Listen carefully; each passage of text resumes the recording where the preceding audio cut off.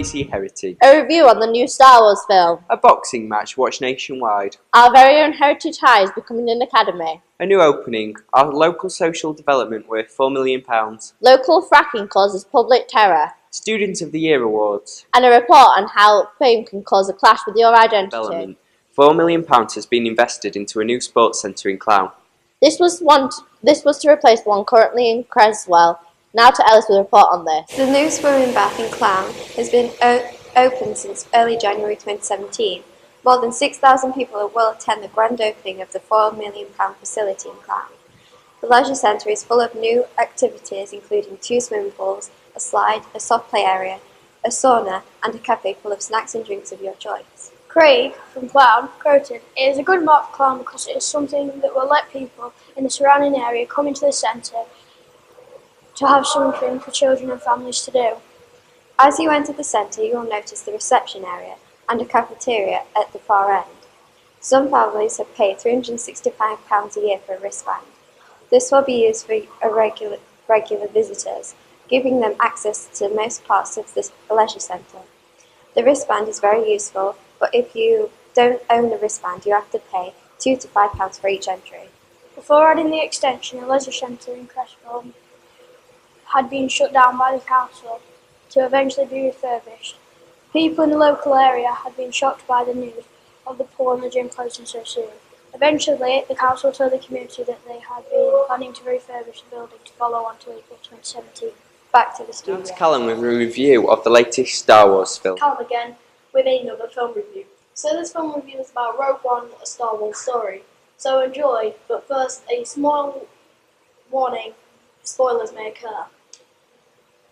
I think that Rogue One was a great film. It had lots of great characters in the form of Jyn Erso, Cassian Andor, Chirrut Îwet, Baze Malbus and Bodhi Rook. The story fit perfectly with the ending of A New Hope. Back to the studio. Plan of fracking locally sends the public into despair. Lee reports. Fracking is a name for hydraulic fracturing. This is a type of drilling that has been used for 65 years. This is used for extracting gas and oil from shale rock, with water, sand and chemicals being injected into the rock with high pressure. In central and northern England, there is an estimate of 1,300 trillion cubic feet of shale gas lying under 11 counties.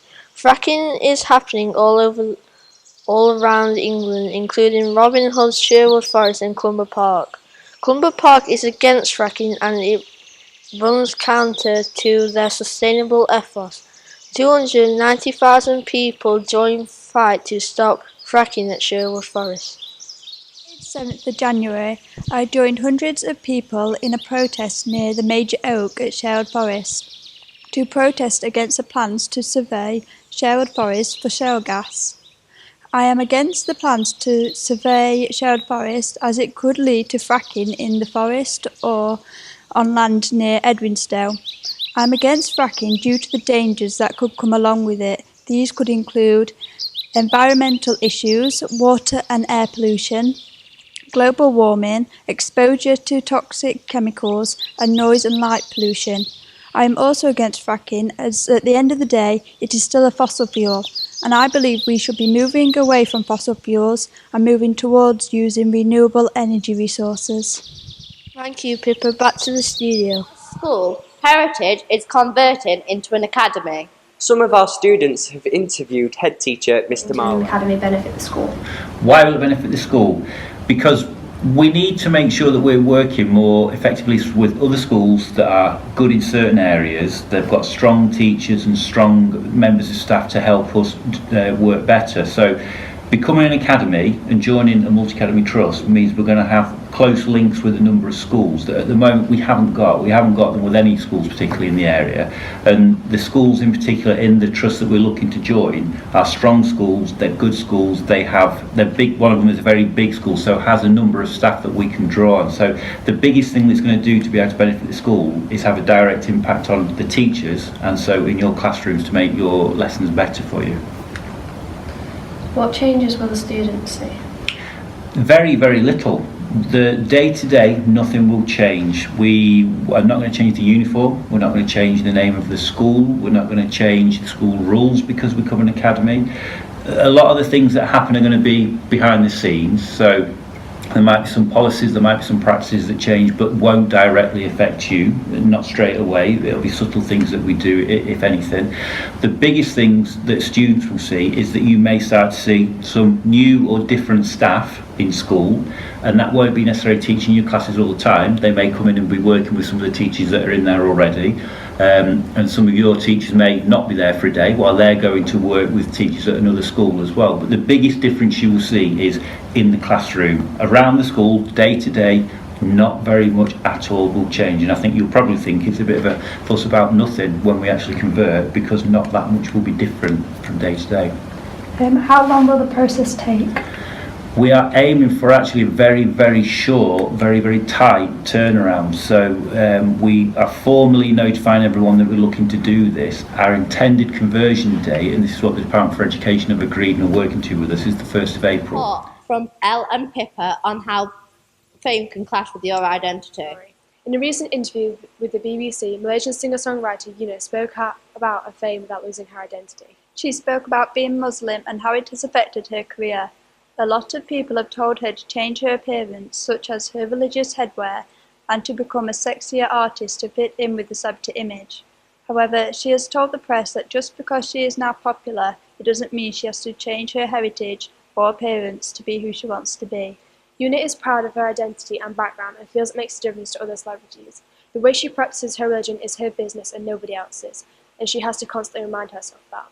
Being a young girl is bound to be tricky, as people are going to tell you what to do, but you don't have to do anything more than that. She believes you have to be smart, intelligent, and have knowledge about the fame industry. Yuna gives a positive message to any young artist aspiring to go into the fame industry, that you should go in as yourself, remain yourself, and if so, leave as yourself. Next, an interview with our Student of the Year, Tanisha. How does it feel to win the award? It was really satisfying, and I was quite surprised because I was against quite a lot of other good students as well. Why do you think you won the award? Well, in the nomination process, I was told it was because I worked with my friend to make a video and it won out of the whole country. So maybe that, and I feel like I put a lot of effort in most of the time. Yeah.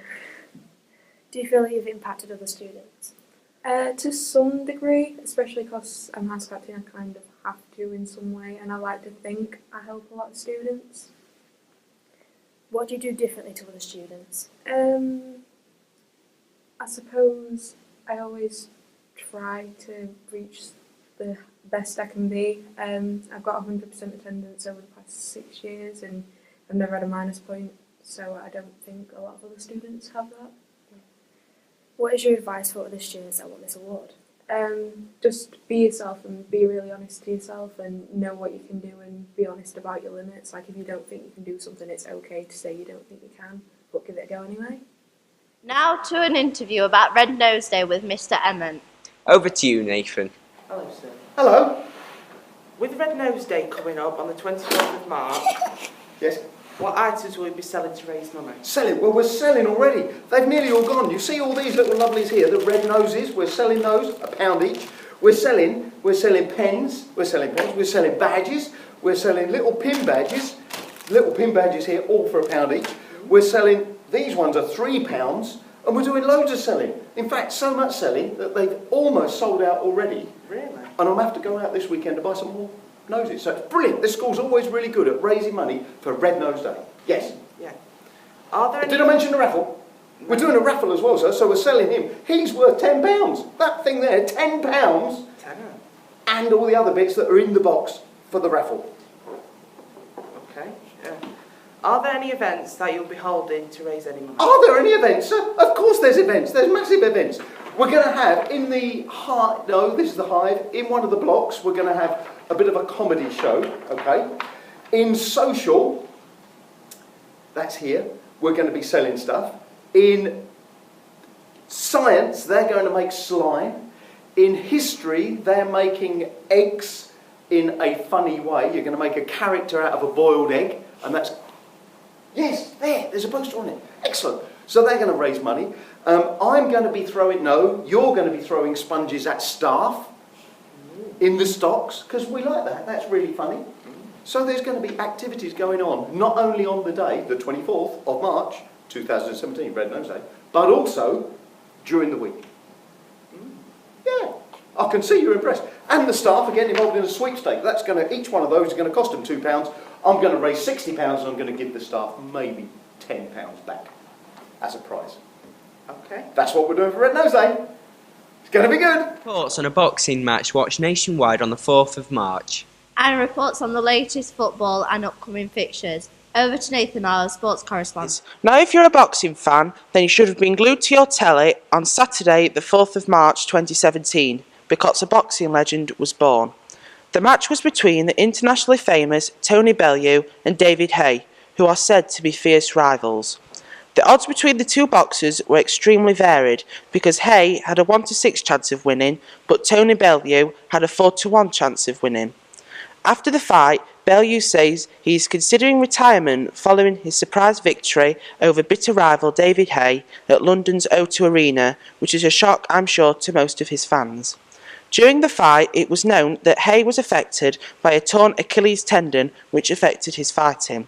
But the next day, on Sunday the 5th of March, it was discovered that Bellew was also injured during the second round of the fight because he broke his hand, which you might have spotted. But also, sadly for Haye, his career is in jeopardy after a third loss. Also in the news, Manchester City shocked fans last night when they lost 3-1 to Monaco after their 5-3 win against them previously in the Champions League. Now for the football results from Tuesday. In League One, Chesterfield played at home and scored 3-3 against Peterborough United. Swindon Town played Sheffield United, who was away, and got 2-4. Coming up on Saturday in the Championship, Nottingham Forest v Derby County and Queen's Park Rangers versus Rotherham United. And coming up in League One, Bristol Rovers go against Chesterfield, who's playing away, and Sheffield are playing at home and are against Charlton Athletic. Back to the studio. Weather with Callum. Today was at 6:18 and sunset will be at 6:10. Today the weather will start cloudy, but still quite warm at highs of 10 degrees Celsius at midday. Moving towards the evening, it will cool to 6 degrees, and the wind from USA's current storm will cross the nation. Throughout the night, the temperature will drop to lows of 3 degrees. Rain will clear the southeast and leave the night dry with clear spells. Wind from the west will create a chill, possibly with small showers in the Peak District tomorrow. Thanks for that, Callum. That's all for today. Goodbye. Goodbye.